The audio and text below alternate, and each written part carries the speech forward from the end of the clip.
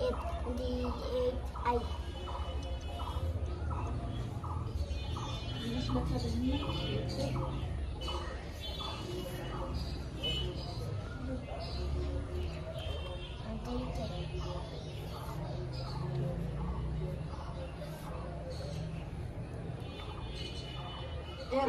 আমি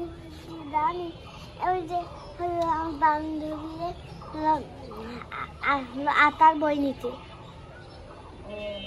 আত্মা শীতে বইতে নয় অন্য বই ওদের হলো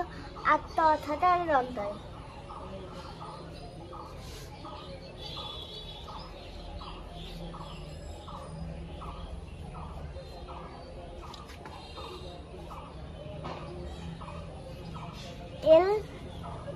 LN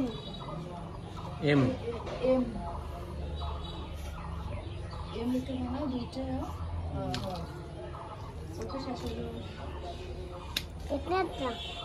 M এর পর M फोन दीजिए না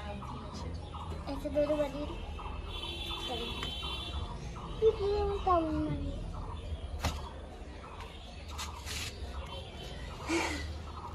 तो अच्छा सोचे दे নিয়ে আসবো আমি हाँ শেষ হলো ফেরাইতে इतने ना तो अपनी अच्छी তাই